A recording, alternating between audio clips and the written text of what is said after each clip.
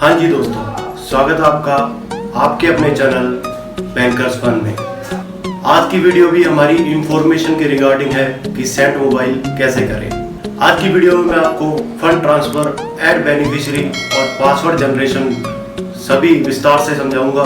तो चलिए चलते हैं। सबसे पहले हमें जाना पड़ेगा, यदि तो आपके पास एप्पल मोबाइल है तो ऐप स्टोर में, नहीं तो गूगल स्टोर में। गूगल स्टोर में या ऐप स्टोर में जाके CENTMOBILE सेंट मोबाइल डाउनलोड करना है। इस तरह का इंटरफेस खुलेगा जिसको कि हम डाउनलोड करेंगे। वैसे मेरे में पहले से ये डाउनलोड है तो मैं इसको ओपन करूंगा।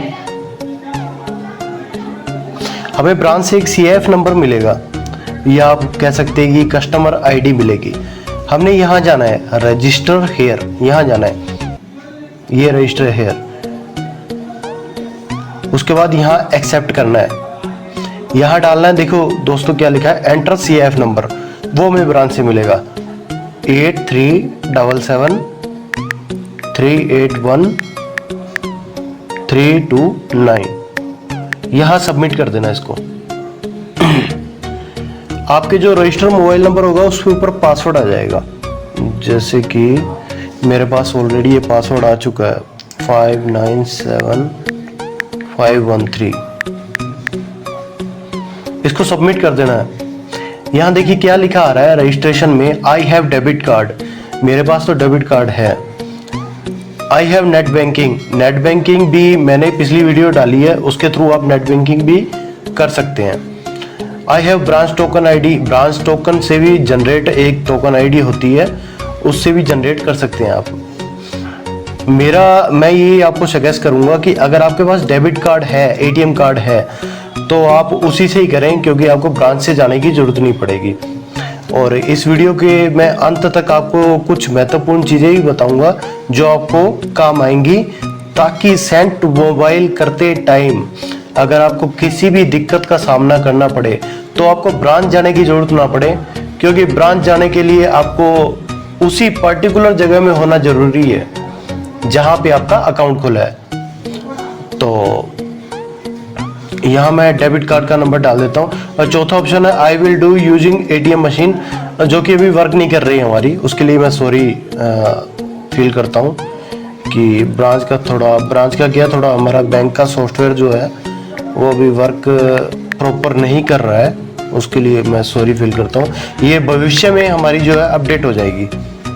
631624483678। इस तरह का 16 अंकों का जो आपका होगा ना, ATM के ऊपर डिस्प्ले होगा नंबर जो होगा। कार्ड की एक्सपायरी डेट, जैसे कि मेरी कार्ड की एक्सपायरी डेट है 3/2024। एक्सपायरी डेट डालनी है, या उसको बोल देते हैं कि अपने वैलिड डेट, जो डेट वैलिड होती है वहां तक अपने डाल देंगे। इसको लिखी होती है वो ATM में। ये देखिए क्या आ गया दोस्तों, debit card validation completed successfully. इसको अपने कर देंगे set your prefer user ID।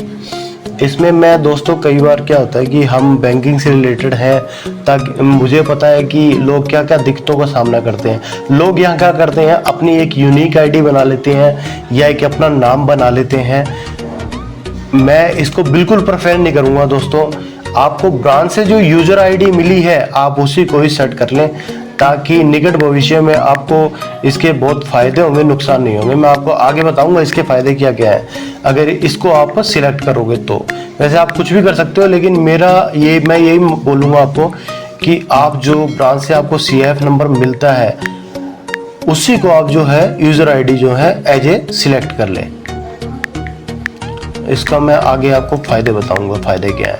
मैंने देखो दोस्तों, मेरे को जो ये मिली थी, मैं मतलब कि मैं खुद ही बैंक में जॉब करता हूँ, तो मैंने यही सिलेक्ट कर ली है, सबमिट कर ली है। अपन को हर कस्टमर की प्राइवेसी मेंटेन रखनी है, इसलिए मैंने जो है मेरी फैमिली रिलेटिव है, जैसे ये मेरी मदर का अकाउंट है, तो मैं इन्हीं के ऊपर एक्सपेरिमेंट कर सकता हूँ और करना भी चाहिए। किसी कस्टमर का अपन को नहीं करना है। ये आप अपने घर पे कर सकते हैं, लेकिन मैं आपको उदाहरण के तौर पर समझा रहा हूँ कि यूजर आईडी जो है, आपने यूजर आईडी ही जो ब्रांच से सीएफ नंबर मिलता है उसी को सिलेक्ट करें प्लीज। इसको सबमिट कर दें। देखिए क्या आ गया है, इसको ओके कर देना आप लोगों ने। 4 डिजिट MPIN। मैं तो अब क्या करूंगा दोस्तों, ये जो MPIN है वो जो रहेगा आपका ना, वो 4 अंकों का रहेगा। देखो क्या लिखा है, एंटर 4 डिजिट, ना 4 से ज्यादा रहेगा ना 4 से कम रहेगा। तो उदाहरण के तौर पर मैं 1 2 3 4 सिलेक्ट कर लेता हूँ। टी पिन दोस्तों याद रहे 8 अंकों का होना चाहिए। 4 आप शब्द भी ले सकते हैं, या जिसको हम बोल सकते हैं कि ABCDEFGH देसी भाषा में। उसके बाद 4 अंक को भी बोल सकते हैं, या पूरे अंक भी ले सकते हैं, जिस मर्जी तरह से आप लें। जैसे मैंने तो अपना उदाहरण के तौर पर मोबाइल नंबर ही सिलेक्ट कर लेता हूँ, 79797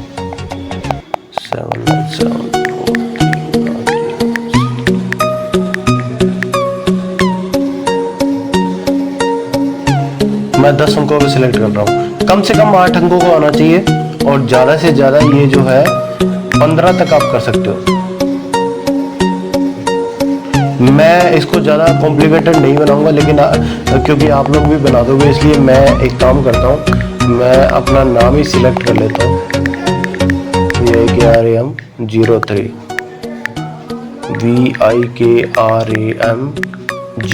03। मेरी डेट ऑफ बर्थ है 03। सबमिट कर देता हूँ इसको दोस्तों। देखिए क्या आ गया, pin has been set successfully. अब यहाँ क्या करना है, यूजर आईडी डालनी है आप लोगों ने। मैं आपको यूजर आईडी रिकमेंड क्यों कर रहा था, सीएफ नंबर, चलो अभी बता देता हूँ मैं आपको। मान लीजिए आप यहाँ पे फर्ज करते हैं कि 83, मैं आपको यूजर आईडी डाल के बताता हूँ, 8377 381 329। यहाँ मैंने जो पासवर्ड सिलेक्ट किया था, मान लो मैं भूल गया हूँ, मैं कुछ और डाल रहा हूँ इसके अंदर।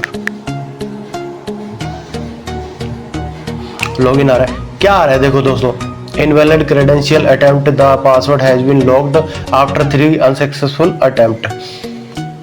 दोस्तों पहला अटेम्प्ट कर लिया, दूसरा अटेम्प्ट कर लिया, तीसरा अटेम्प्ट अगर आपने कर लिया तो आपकी आईडी जो है, यूजर आईडी जो है वो ब्लॉक हो जाएगी, उसको आपको ब्रांच से ही खुलवाना पड़ेगा।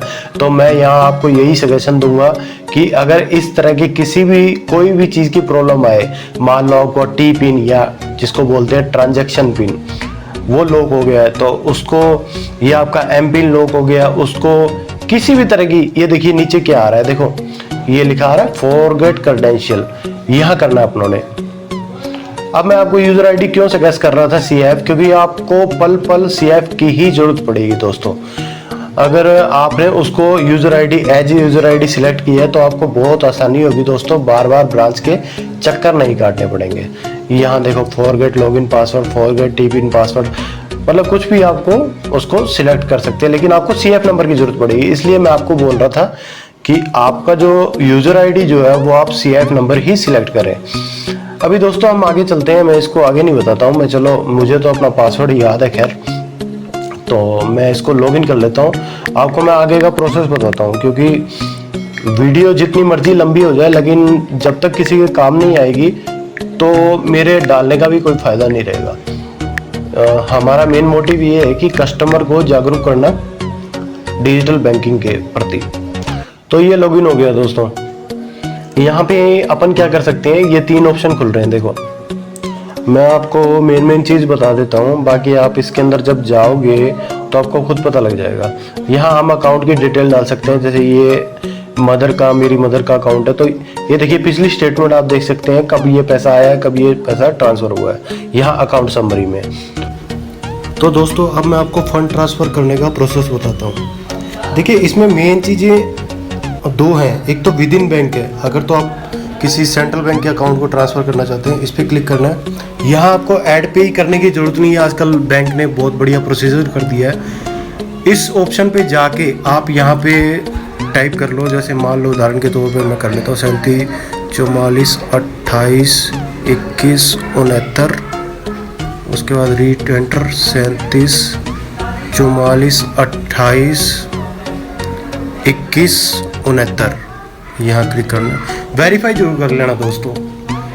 वेरीफाई करेंगे तो इसमें बहुत बढ़िया सिस्टम है। ये नाम आ जाएगा, जैसे मेरी मदर का नाम आ रहा है, इसमें मैं 1 रुपया ट्रांसफ़र करके बताता हूँ आपको, डेमो के तौर पर बता रहा हूँ। यहाँ कुछ भी डाल देना, मतलब यहाँ आपने डालना है अपना पासवर्ड।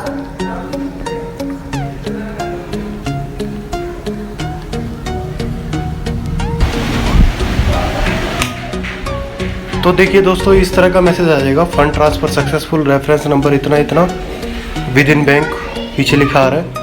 तो ये तो हो गया central bank to central bank. और इसके बाद अपन बैक जाएंगे, मैं आपको बैक में और बता देता हूँ। ट्रांसफ़र में दोबारा जाके अदर बैंक में पहले आपको ऐड पे ही करना पड़ेगा, बेनिफिशियरी जो है वो ऐड करना पड़ेगा।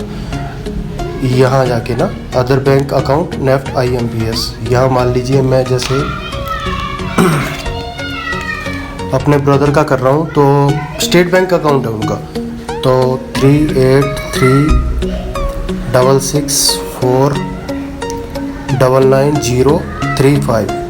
दोबारा री एंटर कर लेंगे 3836499035। IFSC कोड डाल देना दोस्तों, SBIN 0006327। इसको डन कर देना। यहाँ पे टाइप या तो उनका करंट होगा या सेविंग होगा, नीचे के तो बहुत कम होते हैं, या तो सेविंग होगा या करंट होगा। सेविंग कर लेता हूँ। वेरीफाई IFSC डिटेल, ये वेरीफाई होगी। ये देखिए दोस्तों, नीचे आ गया State Bank of India ADB Raisingh Nagar Rajasthan की ब्रांच है। बेनिफिशियरी नेम डाल देना AJY अजय। निक नेम डाल देना, निक नेम कुछ भी डाल देना दोस्तों, मान लो मैं आगे ये भी लगा देता हूँ। चलो बेनिफिशियरी लिमिट हमेशा दोस्तों याद रखना, मोबाइल सेंट मोबाइल जो ऐप है इसके अंदर केवल जो है आपकी 40,000 की लिमिट रहेगी। Rajasthan, pin code 476-111। Beneficiary mobile number 90-793-31-606। Email ID जैसे मैं अपनी खुद की डाल लेता हूँ,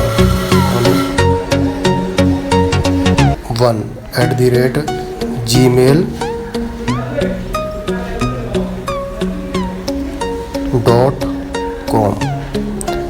यहाँ अपना टिपिन डाल देना दोस्तों, BETA0303।